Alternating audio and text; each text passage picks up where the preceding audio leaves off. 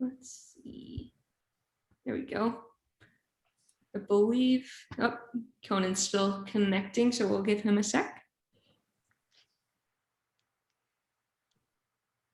All right, well, hello, everybody. Thank y'all so much for joining us on the final day of this event.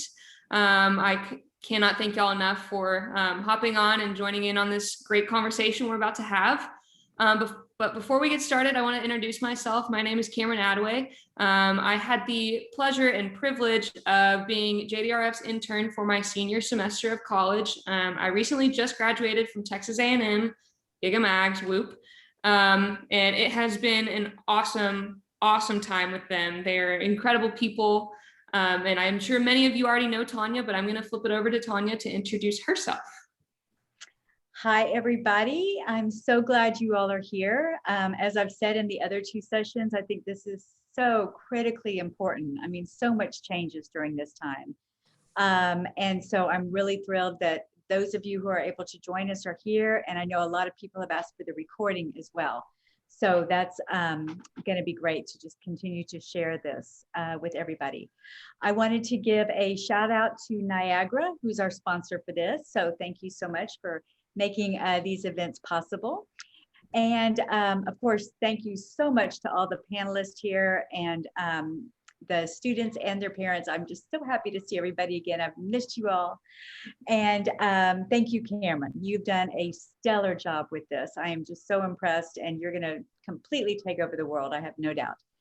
And I just wanted to also let everybody know that this is being recorded, just for your information. And I'll hand it back to you, Cameron, and I'll go ahead and go off camera just so that everybody can see the important people speaking. Awesome, perfect. Well, thank you for that incredible introduction. So before we get started, I want to kind of give y'all a summary of how tonight is going to go. So what tonight really is for is it's a time for y'all to ask questions. I know previously, we had y'all submit questions. So throughout this night, whenever I open it up for questions, feel free to unmute yourself. Please don't be scared to ask questions. These people are just people. They've been through the ringer and back with college. These parents know exactly what they're talking about. So feel free to unmute and ask any question that you would like, and they're going to answer to the best of their abilities. But I want to go around and introduce everybody that has joined us. So Peyton, why don't you start us off? Hey y'all, I'm Peyton Dooley. I used to be a youth ambassador for the Dallas chapter, and I go to the University of Chicago, and I'm a biology major. And we're supposed to share some helpful facts or things we wish we had known about having diabetes in college. And so mine is, the first one for me is just how helpful your college's student disability services will be if you just ask. Because I have gotten so much more accommodations for my second year than my first that I didn't even know were options to me just by scheduling a meeting with them and talking about things that could be helpful. And I didn't even know that they were options. And then the second thing is I wish that I had been more focused on getting my prescriptions on a more routine time, because that's something that my mom always handled when I was in high school. And that was really difficult for me, turning 18 and being in a different city for her to get on a good routine for. Awesome. Thanks, Peyton. That was awesome. Allison, why don't we go with you next? Let's go with Mama Bear. All right. Yes. So y'all just met Peyton. I think he's right about his little tidbit on getting your prescription set up. The other thing I would say for this year, and if your child is going out of state or, far away to school, would be helpful to go ahead and try to make your first appointment with an endocrinologist there ahead of time, especially with COVID. And this year, we don't know, what's coming down the pipe that way. But we had a hard time getting Peyton in because, appointments were scarce and all of that. So I would say, be on top of that at the beginning if they're going to be far away. So. Awesome. Good piece of advice. I love it. All right, Lexi, let's go with you next. Hey y'all, I'm Lexi. I am going into my second year at Dallas Baptist University. And just like Peyton, I was a youth ambassador for a good amount of time with the Dallas chapter. I'm studying public relations communications, and two things I wish I knew going in were just tell all of your closest friends and any resident hall assistant, your RD, your RA. Don't keep it quiet. Let them know what's going on just in case there is an emergency or you just need a little extra help, that they're in the know. If you have a Dexcom, have your roommate follow your Dexcom. And kind of going off what Peyton said about accommodations, you can get special parking too. So you can park at the front wherever you need to. For example, my freshman parking lot was down a really, really big hill. And just because of being a type 1 diabetic, I got to park right next to my dorm. So there's little things sprinkled in there. You just have to ask. Absolutely. I like it. I wish I had that advantage sometimes because A&M is a big campus. But awesome. Thank you, Lexi. And last but not least, Tamara, why don't you go ahead and go? Hi, everybody. I'm Tamara Quilty. I'm Lexi's mom, and I've been involved with the JDRF chapter for probably 7 years and volunteering in different capacities. Amazing chapter. Probably one of the pieces of advice from a mom is preparing those accommodations with your child and walking through all of that. And we put together also a packet for the disability services and outlined, which we can share. I shared with Cameron, and we can share those with the parents. And then also we put together a packet that we shared with the RDs, the RAs, and Lexi with the security guards should something happen on campus. So they were all in the know. And then also the health services department too. Awesome. Perfect. And I will be sharing exactly what she's talking about with all of y'all shortly after this meeting concludes tonight. But thank y'all all so much for being here. It's awesome to have y'all. But for now, I'm going to go ahead and open the floor for any single question. I know we have probably tons of questions. I know I definitely did before I went off to college. And if there is not any, I will absolutely ask the hard questions first. But feel free to unmute yourselves. You can take off your camera if you want. But please feel free to unmute yourselves and just ask any question that you feel. I want this to be as comfortable as possible.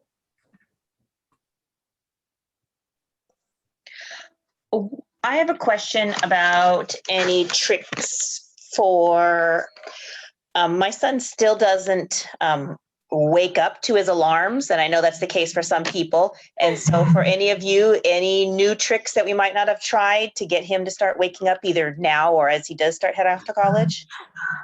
Well, I'll start because this is my first full year at college and I still don't wake up to my alarms, and neither does my roommate.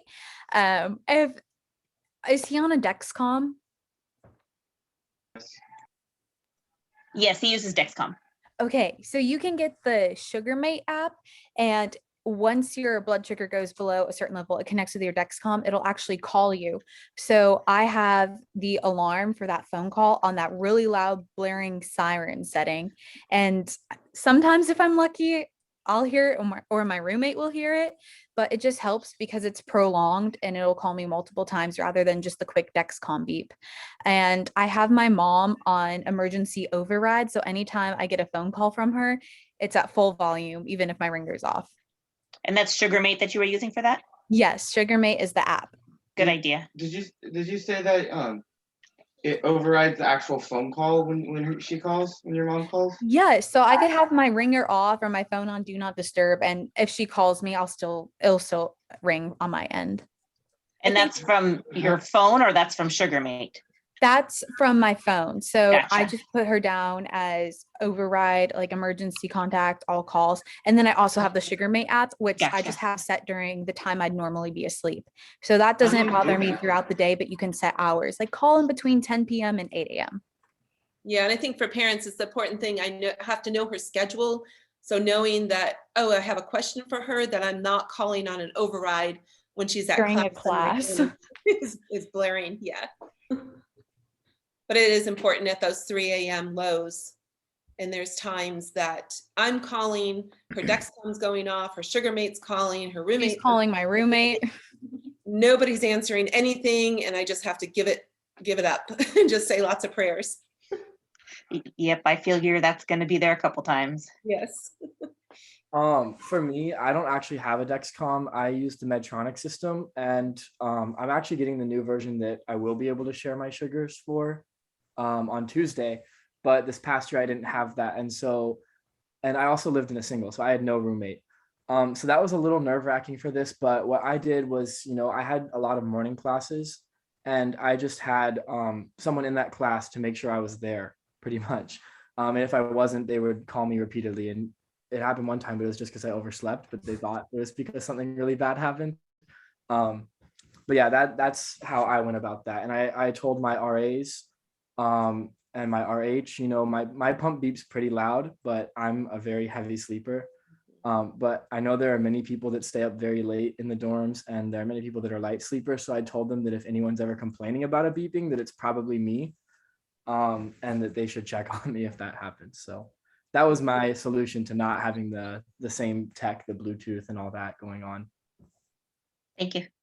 Yeah, there is something too. I know I see on some of the parent chats that you may have noticed, there's a piece that you can go buy. It's a little plug, and I think it's like an $8 plug from Best Buy, and you plug it into a radio and turn that station on, and the radio's off until the mom can go through an app and alert that. So it's something totally different that they are not used to hearing, and put it on some blasting station, and it may work also. I think that's a good solution.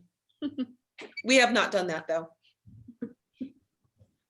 Good question. I know for me, I'm not a type 1 diabetic at all. Y'all are going to come to learn that. I'm going to say it over and over again. So I'm just kind of here giving tips and tricks just from a, wow, I can't even believe I'm done with college. It's kind of crazy. But I don't know if you've tried this. It definitely works for me. I put my alarm clock on the literal opposite side of the room. And I would tell my roommate, do not touch it. I don't care if it annoys you. I don't care if you wake up. I need to get up and turn it off. So I'm not sure if you've tried that, but if all of the other great technology that's out there doesn't work, classic alarm clocks with the loudest noise on the opposite side of the room absolutely works, I promise. But good question. Are there any other questions? Feel free. That was a great question. Way to start us off.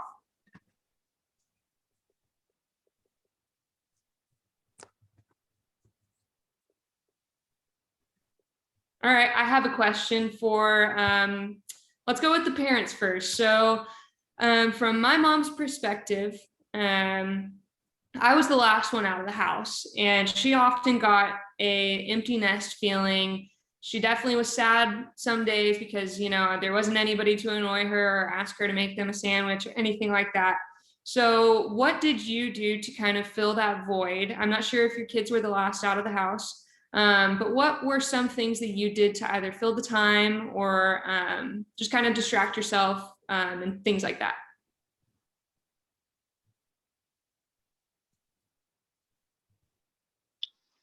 All right, I can go first, I guess. Peyton's mom, Allison. Peyton's our middle child, so he was the second one to go to college. I still have a daughter at home who's a senior in high school. And we moved last year, so I had a lot going on that kept me busy. But I think one thing, that's important, and it's so hard with this disease because it is 24/7, it is something that you worry about, all of the scary things. But, we've been very fortunate. Peyton really took charge of his, diabetes, has always handled it very well, but you still worry if they get sick or anything like that. But I think a lot of times you just have to realize that they're out of the house and you're happy that they're in college and you're excited for them, but not let yourself dwell on the scary things or the negatives that can come with the disease, and just focus on the positive aspect of them caring for themselves and advocating for themselves, and working with their school for accommodations and learning, this lifelong process that they're going to be going through, and, ultimately trusting that they're going to do the right things, and that we have learned, thankfully, through our time with JDRF, so many wonderful things that they can do. And I think that's hard for parents to, to realize that, we want to control things, but we can't control that for our child. And so I think if you can kind of step back and realize that you've put them in the best possible spot through events like this and learning tips from other type 1 diabetics that it can make you sleep easier at night. So Yeah, I agree with what Allison said. I still have a 14-year-old. She's going into high school at home. So super busy with her. Very fortunate. Lexi's only about 50 minutes away from home. And unfortunately, during COVID, she was sent home a couple times to quarantine. Never got COVID. We were very lucky. She's, been healthy. She's been around people in a car that had COVID. So there was a lot of worry for this past year, but it was an open campus. She was at classes. And what Allison said is just, Lexi's always been very independent and took charge of everything. And there's days that you worry, and sometimes you see a high number, and if it usually goes over 3 or 4 hours, I'll definitely send her a little, hey Lex, your number's high, ? Just making sure she's alerted to that, and she's usually has it covered. And or sometimes it's like, you better change your pump because now you're going on 6 hours of a high number. Just little mom reminders, but really try to step back, and I set my highs super high, so I'm not being, they're eating college food, they're eating sporadic hours, they're eating out late at night, they're making trips, to different fast food places. So unless it's something that's really high for a long time, I really try to avoid it. And then usually the lows, unless it's like a 40 or something that's trending double arrows down, is until I step back, and then I start taking charge. Back in mom mode. awesome, loving it. Also, I didn't say this earlier. If you aren't comfortable unmuting yourself to ask questions, please absolutely send them in the chat. I'm going to be monitoring the chat because I know sometimes I don't like unmuting. That's just because I, 1, don't want to talk, and 2, sometimes it's kind of intimidating. So if you want, feel free to chat me your questions. We're all going to be looking at it, and I will definitely ask for you. So I will be your voice for tonight. But if there are no questions, I actually have a question geared more towards the college kiddos. It's kind of basic, but I feel like it's a question that a lot of people have going into college. Is it hard? Is college like difficult? Because there are high school teachers that are like, you're not going to get away with that in college. Like, how hard is it? And how was it transitioning into college for you? Was it intimidating? Tell us a little bit about your experience and how you felt. I can go first. So for me, I think one thing that I like to do at the beginning of a semester, my school's in the quarter system. So at the beginning of a quarter, I like to introduce myself to my teachers and explain to them my disease kind of face to face. And I've actually found that helps them know me more so than some of the other students early on. And so then, like when you're saying like high school teachers are saying that won't fly in college, when you have a more personal relationship with your professors, they're more forgiving and friendly. And that's helped me sometimes when my accommodations aren't necessarily, they're not perfect, they have to be written to be pretty standard. And diabetes can cause these really weird things that are freak accidents, and you don't know what's going on. And usually when you do something like that, the professors are willing to accommodate you beyond what your accommodations say. And that's something that has always helped me. So that's probably the thing that helped me the most throughout the year. I'll second that. I mean, either way, they should already be willing to work with you, but if you do have that personal connection right away and they're aware, if you need to just get up and leave in the middle of class, like you can do that. You don't have to explain yourself. You don't have to say anything. You can truly just leave. And it's not one of those last minute things saying, oh, I can't take this exam because my blood sugar is too high. It's impairing my thinking. And if you just tell them right then and there, they're going to be like, oh, well, why didn't I know this 4 weeks ago when classes just started? I would say my transition was really easy. I'm a big people person, so that helps a lot. But just kind of going straight into everything, there's a lot of excitement, and it's real easy to learn the reins of everything. I mean, everyone's going through it all at once. So just going into it, say yes to a lot of things, put yourself out there, get to know the campus, get to know the people. My school also has really small class sizes. I have about 12 students per class. So it is a lot more personal of a relationship with those students in your class and also the professors. Don't be intimidated. Once you start taking major classes, you're going to have an array of ages in there. So, you could be 18-year-old and just being with a 21-year-old, and you're going to form those friendships. I want to say this quickly before I forget, but don't be stubborn about your diabetes, like my mom was talking about. If my blood sugar was really high, sometimes I would just ignore it, thinking it'd go away, which I should know better. And I just wouldn't want to change my pump because, once again, I was being stubborn. And then as soon as I did, I immediately felt so much better. So as tired as you may be, or annoyed with it, or just don't want to pay attention to it, just do it right then and there. Then your mom won't be calling you, your friends aren't going to be worried about you, and you're going to feel better yourself. Awesome. Yeah, I know whenever I transitioned into college, I went to a big high school, so it wasn't much of a culture shock to me. But as soon as I sat down in a huge class, I said, we're here, we're doing this college thing. But it was awesome. It's literally the best 4 years of my life. Let's see. This can kind of be a question for everybody. We have talked about in the previous days communicating with your parents, and how often or how much is too often. How or if y'all did y'all establish like a communication plan? I know we're talking about, oh, my mom would call me if it was low, or I know some people might have a hard time letting go, and we kind of discussed this before. Did y'all have a plan going into college about, I would like for you to text me before you go to bed, or was it like, I'm not going to bother them? Kind of walk me through how y'all established how y'all are going to communicate whenever you do have those highs or you do have those lows. It was pretty simple. I mean, my mom still today, after a year, texts me good night every night. So we're in constant communication, but it was just more of a, when I do reach out to you, just like the message. So I know that you've seen it, especially during the night.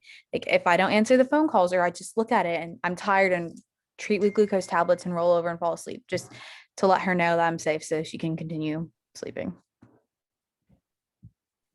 Yeah, for me, I used to have a Dexcom that my mom used to follow, and when that was happening, we were talking a lot more, and I think she got a lot more stressed about where I was all the time. And then when I switched to my Medtronic pump, she couldn't have that information, and I think that helped the transition to college, where she wasn't always there. But for me, I like being in the driver's seat of my own diabetes and of all the things that come with it, but I'm also not scared to call my mom when I need help, because she knows it better than I do, because I know I'm the one who has it, but I was 12 when I got it. I was just a little kid, and she really carried me through the first couple of years. So she knows the crazy scenarios a little better than I do.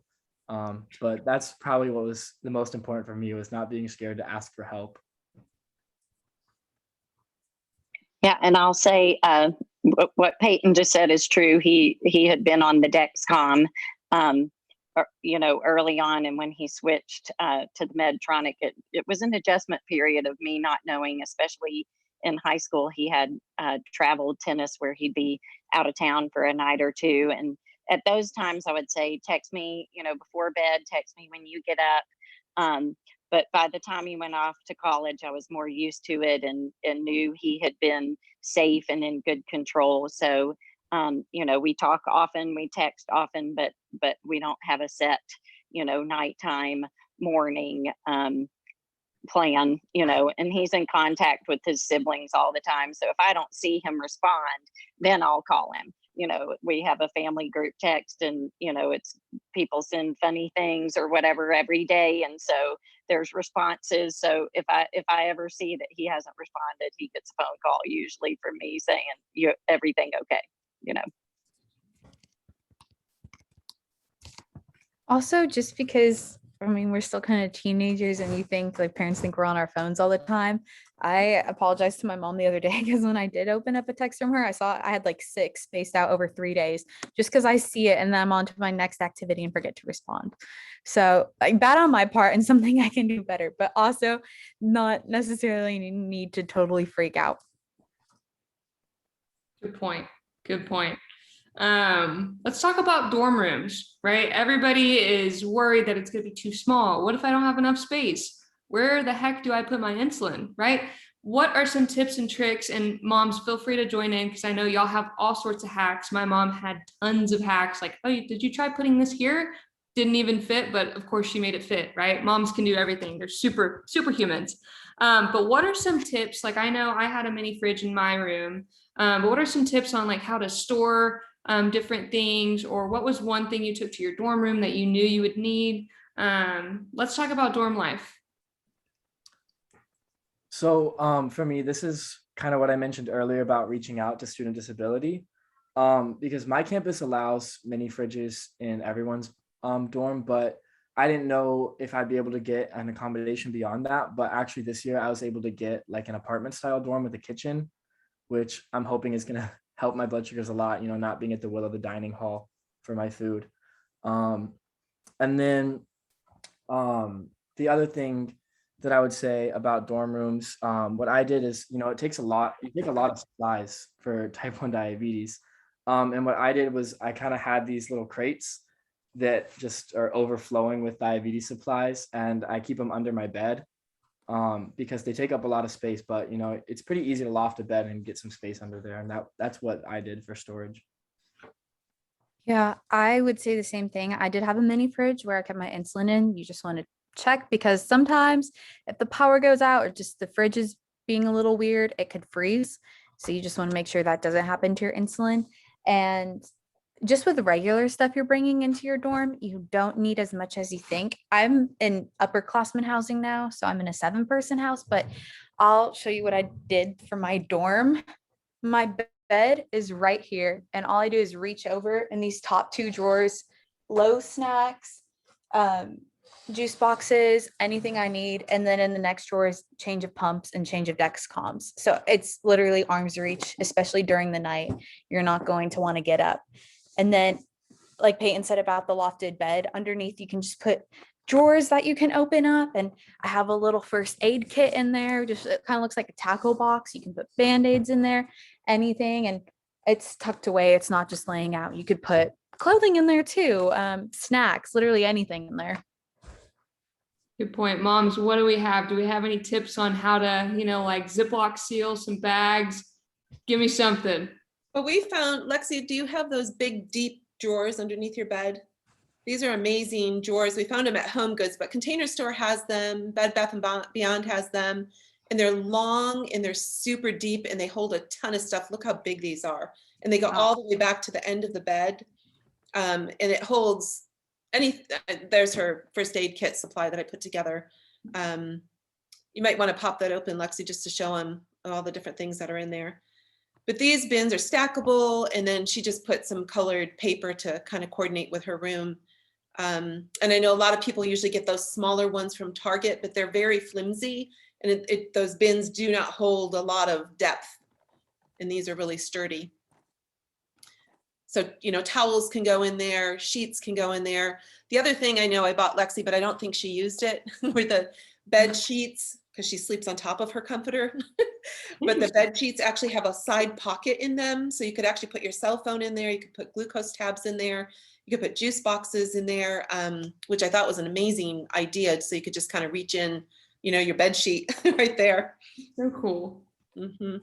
That's interesting that you sleep on top of your comforter. I've never heard that. I do, because I don't like making my bed in the morning, because if you get back into it, then what's the point? So I just have a big throw blanket I cuddle up with. So interesting. Wow, what a life hack. I'm gonna start doing that. It's great. Yeah. It's like your bed's always made. You're running late for class, you don't have to worry about it. Exactly. I used to think as a kid it was a good idea to sleep in the clothes that I was going to go to school in the next day. That way I didn't even have to change in the morning. You just brush your teeth and you just get going.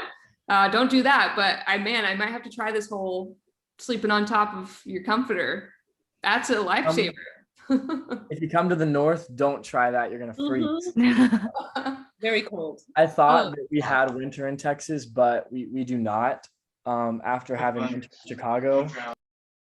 Nice. Yeah, I believe it. Like I believe it. Yeah, that's cool. Also, the pockets in the sheets. I'd never heard of that either. Yeah. I might have to get some of that. Look, I'm learning more just from this phone call. Wow, I need to invest in some of those. Yeah. Also, have a quick bag you can grab to put in your backpack, or if you leave the dorm to go out with friends, because my mom still threatens to ground me if I don't carry my supplies on me. So you just want something. I have all my stuff in a tiny little bag that's just like on the go, so I can throw it in my backpack, throw it in a purse, and I have doubles of everything back at the dorm. Nice. Very convenient. Y'all have all types of tips and tricks and hacks and everything. I love it. Let's talk about managing time. My biggest flaw in college, you could not catch me staying on top of all of my work, all of my social life, everything in between. Do y'all have a planner? Or if not, how do you manage, splitting your time up between studying? I have no idea what classes are offered at y'all's campuses, but how do y'all manage y'all's time and make sure that you're giving enough time to each thing? I was very fortunate enough to come in with a bunch of credits that already transferred to classes that I no longer need to take now that I'm at college. But even before that, I'm very structured. Once I have something, I just get it done and get it knocked out of the way, because then you don't have to think about it later. I do have a planner just for events, because you got student events. I rushed. I'm in Greek life, so I'm heavily involved in that. Church, I'm there more than once a week, so scheduling time with that. Just make sure you get it done. Don't procrastinate and say you'll do it later, because you won't. And then your friends are going to call you at 10 p.m. and say, let's go get ice cream. And then you're back at 1 a.m. and have to be up in 6 hours. And you no longer have time to write a paper or do a project. So any downtime you have, if you're leaving your class and your class is in a library, for instance, and you have time, just sit down and do it there. Or study with people who will actually hold you accountable during that time and not talk. But just do it. Just get it done. Yeah, so I actually think I'm the anti-Lexi on this. Part of why my mom says that she knows that we're calling every day is because I do it to procrastinate. So, if I have something due the next day, I'll call her at 8 p.m. and I'll try to have as long of a conversation as I can. And then usually about an hour in, she'll realize what I'm doing and she asks if I have something due the next day. And I do, and I haven't started. So I'm not as good at as Lexi is in these things, but it was less of an issue this year than it was in high school for me, because you have a lot more free time in college. So there's a little bit more room for error. In high school, I was taking like 6 or 7 classes every single day, and then extracurriculars afterwards. Whereas now, especially with my school being on the quarter system, we have a little bit less of course load each quarter. I'm only in 3 to 4 classes total each quarter. So, there's a little bit more free time to get everything done. And that's probably the only reason that I was able to get things done. But, like Lexi said, if you do procrastinate, you're going to end up back in your dorm room at 1 a.m. and then you have about 2 hours of work to do. And unfortunately, that's something that I just had to deal with throughout the year. I'm the queen of procrastination, and I hate it. I hate myself for it every single time. It's not a great habit. It's hard to stop, especially if you end up getting the work done in the end, because then you're like, oh, it all worked out last time. I'm sure it'll be fine again this time. But yeah, definitely try to be more like Lexi. Sorry, Peyton, I didn't mean to interrupt. You're I was good. just going to say, compared to high school, your professors are not going to sit here and be like, this is what you have to do this week. You have to be proactive and check that, because most of it, you're in person for I don't know where y'all are going, but I was in person for my classes, but a lot of what we submitted and material and quizzes we took were online. So I needed to check that, because sometimes you only meet once a week. So you could have something due in the middle of the week, and I don't know about it, can't be an excuse in college, because it is a responsibility to check it, and you're not going to have professors there telling you about everything. So be proactive and check at least once a day. Yeah, and just for that, also what helps me, if you're a forgetful person like me, it's good to have study groups, because people are going to start texting asking for help on it, and that'll remind you that you need to do it. So that's probably one of the biggest things that helped me remember to do my work is other people asking me for help. So that's something that's helpful. Moms, what's one thing that you wish, maybe you would do better with your time management? Maybe it's obviously we can go back to college if we want, right? Let's venture back to college. What's one thing that you did in college to help you maintain your time, or just stay on top of things, whether it was getting it done immediately or maybe setting time aside specifically only to do that? What are some tips that y'all might have as a mom? Well, when I was in college, I was different than Peyton. I was sort of more like Lexi. I would go to, like she said, you have a lot of downtime. I would go to the library in between classes if I had an hour in between classes and get my work done. So that worked for me. But I think the important thing, know yourself, and I know Peyton says he procrastinates. He doesn't procrastinate everything because he's got a lot of other things going on with tennis, and he's doing some research in a lab on campus. So he's pretty busy, but know how you work better. And some people work better late at night, and that's fine. But kind of know what works for you, and you'll find a rhythm. It may take a little bit at first, but you'll figure it out. Yeah, and she's just like me. We're one and the same, but I was very type A personality and kept on top of things. But I think for my experience in college, just to give advice, I would try to do any kind of internships or do some research and ask the questions and get involved early on, because that's what's going to help you with your jobs and your connections. And they know that you're a go-getter and, pursuing different things. So I think that's really important to, like Peyton was saying, just even talking to them about diabetes, but also use them as a mentor, ask them about questions about the job. Is there anything I can do to learn about this industry? Even if it's something that's not paid, just to kind of get your feet wet and to build your resume and have that step up on everybody else that is competing for that same job when you graduate. I think that's really important. Great point. Yes, I was lucky enough to get that internship with JDRF, and here we are. Yes. But Tanya has asked a great question. Did you all have to make major adjustments to your insulin routine due to new foods, new sleeping habits, exercising, obviously stress? Did y'all have to do any type of major adjustments to that? Personally, not. I have a T-Slim pump. They do have a sleep setting, and I had that turned off before college just because schedules differ. Things are crazy. You're out late or you're going to bed early, napping through a whole entire day. I don't know exactly what the cafeteria is going to look like for every college, but ours was not the best.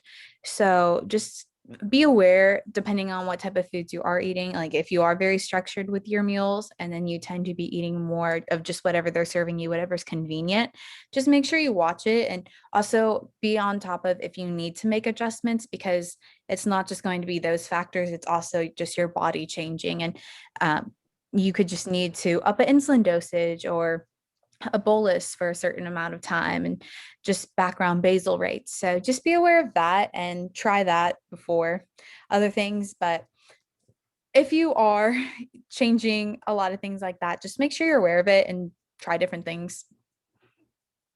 Yeah, for me, I actually did have a lot of changes. The biggest change that I had to think about that I didn't used to is my campus is pretty small.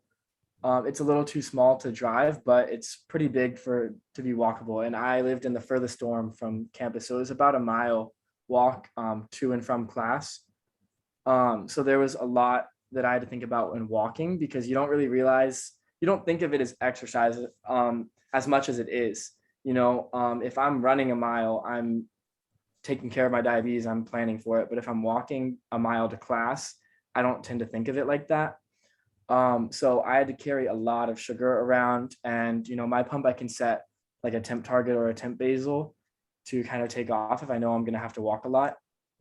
And then also, if you're going somewhere with different weather, that's going to mess with your sugars a little bit.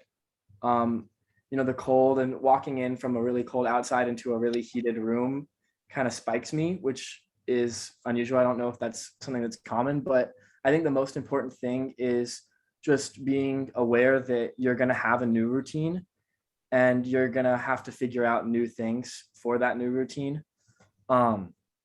Because, if you're going in with the mindset like, okay, things are going to change a little bit, you'll be more aware of patterns of things happening. Like if I wasn't thinking about how the winter is going to affect me, I wouldn't have noticed that those spikes are happening every time I walk into a really hot room from being in the cold.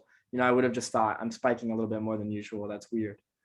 So I think that that's probably what's most important, was kind of raising your guard a little bit and being more focused on what changes are happening and if there's any patterns that are happening.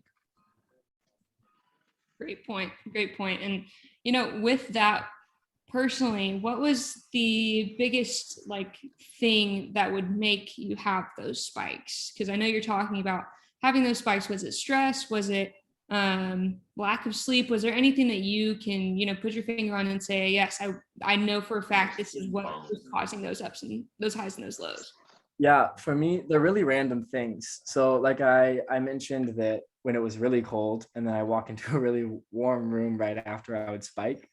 And then another thing is that I like to shower in the morning because it kind of wakes me up. And if I shower before I've eaten breakfast, I always spike. But if I shower after, I don't. So I had to start bolusing before I showered if I hadn't already eaten breakfast. But those aren't really things that, and I'm not expecting everyone to have those same experiences, but you got to be on the lookout almost for these random things to happen because everyone's body reacts differently. And especially with this disease, you can have such random things like that. I'll add to that real quick.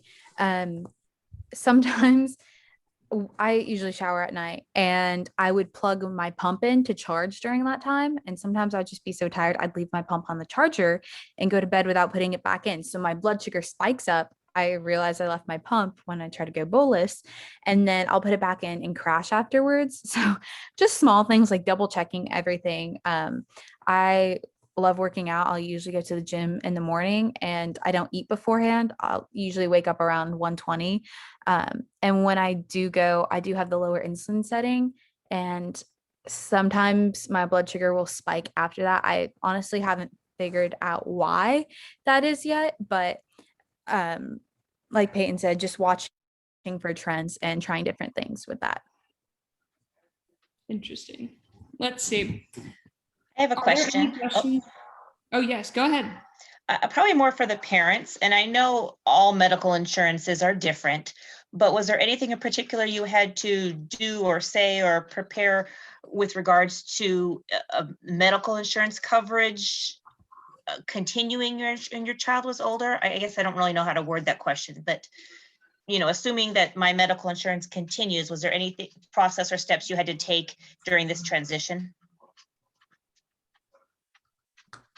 No, nothing on our end as far as that. But I will add, I don't know if you thought about doing this. We use Mama Bear legal forms and getting the FERPA at the financial aid office, making sure that you're going to be able to speak since they're 18 years old, but getting that medical power of attorney, the financials, and having all that paperwork submitted and filled out, send it to the adult endo, and then also send it to the college. So if something does happen, you are able to talk to the doctors if they are not able to speak or make decisions for themselves, because things happen, whether it's an accident or they have to go to the emergency room. But having those papers, the medical legal forms, are really important to do. But as far as insurance, we haven't seen anything different with her being in college or ordering anything. Sure, that's good to know. I think for insurance, usually like that transition happens a little bit later, kind of in your mid-20s. 26. But for me, I had to get pretty comfortable, pretty familiar with my insurance because, when I turned 18, it's not my mom on the phone with them anymore, it's me.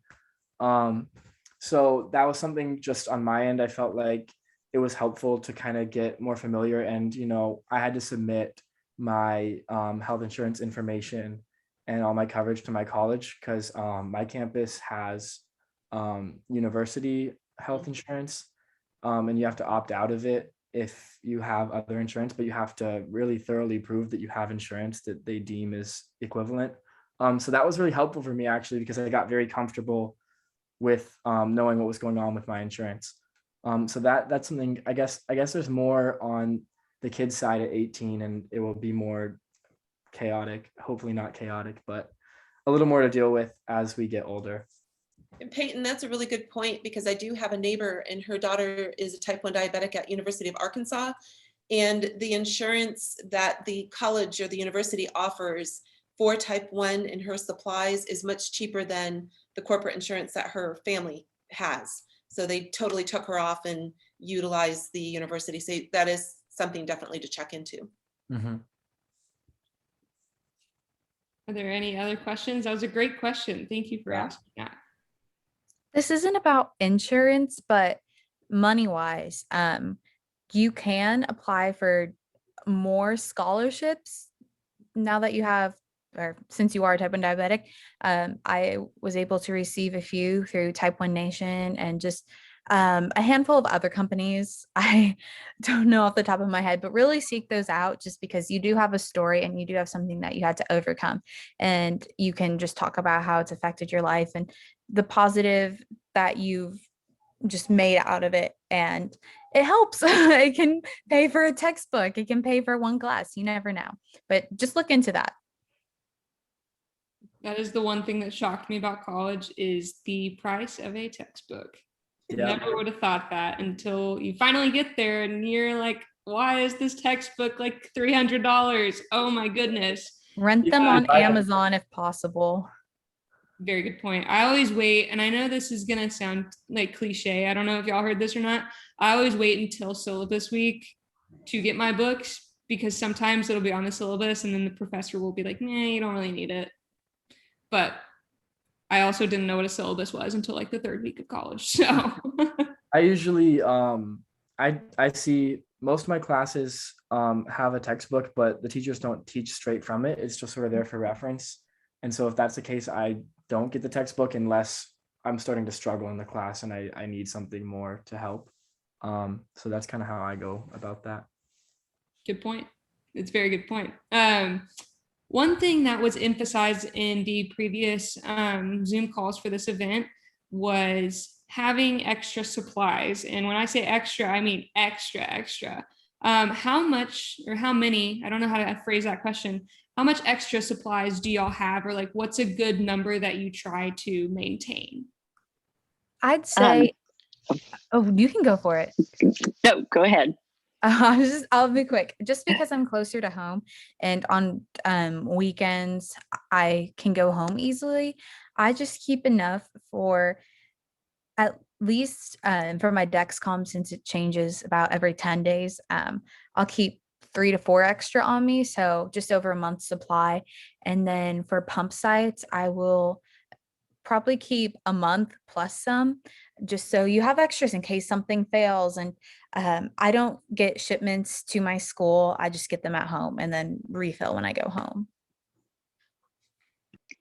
Okay, yeah, what I was going to say is I think a great idea to start, whenever your child is diagnosed, is just auto-filling everything, pump supplies, insulin, and even if you have an extra vial and, you don't need it then, if you're able to, is just filling it regularly on auto ship. And that way, over years and time, you end up with lots of extra supplies that can help you. And then, if something happens, you've got a good backup at home. Like I still have some in where we are in New York, so that when Peyton travels home, he doesn't have to bring all of his pump change supplies and all of that, since we're farther away from him now. But I think if you do from the very beginning, try to get auto shipments when things are available, and through your insurance, however often that is, it just helps you stockpile, extras just in case. Yeah, and what my mom's talking about is pretty important, and it was pretty relevant this past year, because my mom mentioned earlier that I had some trouble getting in with an endo in Chicago. And that was a lot of it had to do with a lot of the hospitals had shut down taking new patients because of COVID. Um, and so what happened was my prescriptions actually expired. And I guess it's just because I'm not super familiar with everything yet, but I didn't really see the warning for that happening. So I went to the pharmacy and I was like, why isn't my prescription autofilled? And they're like, you don't have a prescription. But I had some extra stuff that I wouldn't have otherwise had if we didn't do this. And it bought me a couple days to reach out to my pediatric endocrinologist from Dallas, and she was able to refill my prescriptions and give me new ones. But if we hadn't had those extras, it would have been a sticky situation. And I think with technology, my pump I've had for about 3 years and it's been great, but you never think like, oh, what happens to the pump? Not just if my pump site rips out, but if my pump just goes. I had a friend here who's from Colorado. So he actually needed to use my pump because he was playing pool and he hit the pool table and the whole screen cracked and he couldn't do anything on his pump and his blood sugar shot to 300. So he had to use mine to pump some insulin for a little bit. But just even think about bringing a syringe with you in case you're in that situation. So at least you can pull some insulin into your syringe and then just give yourself an injection just to get your blood sugar down for however long that may be, because hopefully you'll have the extra insulin on you already. But just that in case technology goes or you break it and it takes some time to reach out and get a whole new thing set up. Yeah, and what Lexi just said, she didn't specifically point out, but I want to highlight this part. That friend had a diabetic friend that they could go to. So that's something that's really important, is trying to meet and reach out to the other diabetics on your campus. Because, if you have some crazy freak accident happen, the odds are that didn't also happen to them at the same time. So, you can kind of lean on each other in those moments. That's happened to me a lot with sugar, because with all the walking early on, I was having lows all the time and my portable sugars were running out really fast. But the other diabetic girl in my class had a more centrally located dorm and she was right there in the middle. And it happened a few times where I had to go and get some sugar from her, but it was never an issue.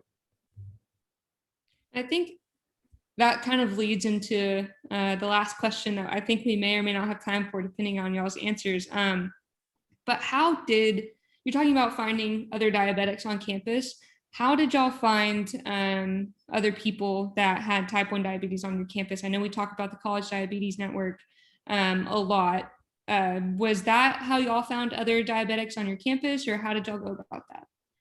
This is kind of sad. I was going to be the first one to start the College Diabetes Network on my campus, and all my friends who are diabetic didn't want to. So that hasn't started up. But like I said, I'm very open. Most of the time my devices are displayed, so people would ask me about it, or I would see someone else with a device and just ask them that uncomfortable question, because eventually you're like, oh, hey, me too. And then you have something to connect over and you have that community.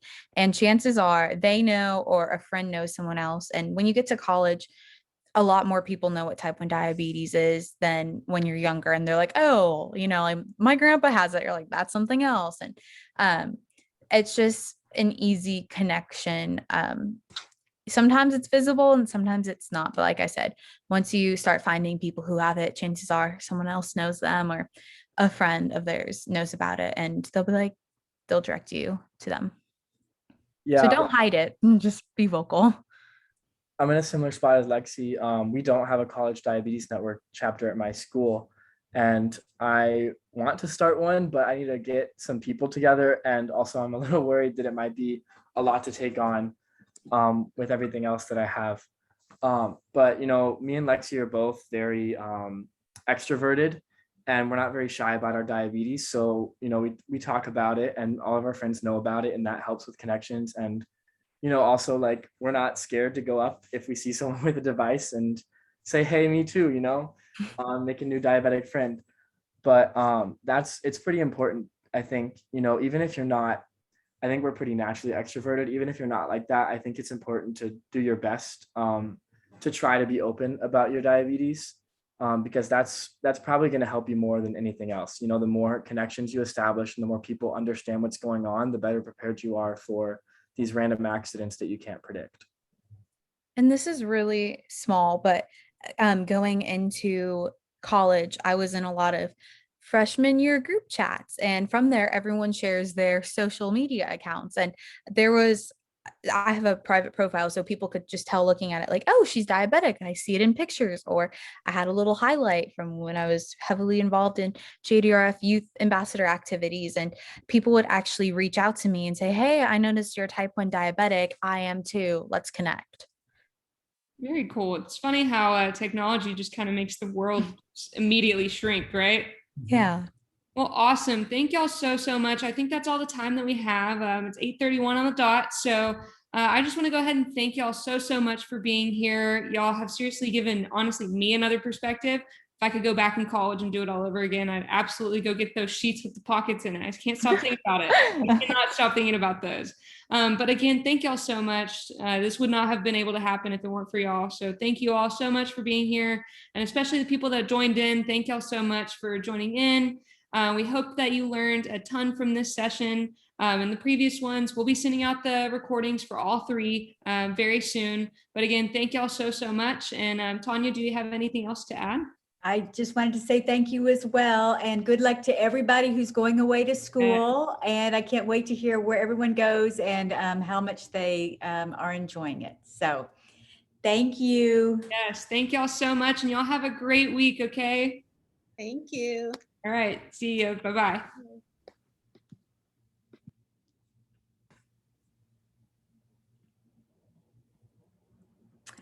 You guys are so awesome. Thank you so much. It was great to see you. Oh, thank y'all for being Yeah. you're both doing great at school. That makes me very happy. Yes, y'all keep killing it. I don't know y'all personally, but it sounds like y'all have y'all's head screwed on a little bit more than I do. So kudos to y'all for being awesome. All right. Well, thank y'all again. Y'all are free to go. I have nothing else for y'all. But seriously, thank y'all so much. I couldn't have done this without y'all. Of course. Thanks for having us and miss you. Yeah, it was good seeing everyone. Yeah. Me and Lexi put a lot of events together. Yes, Youth Ambassador Hero Award. Yeah, that was the highlight. Awesome. Well, y'all are free to go. Thank y'all again. Seriously, and have a great week. Thanks. Y'all too. Bye. Allison, Bye-bye. where do you live in Manhattan? Oh, am I still there?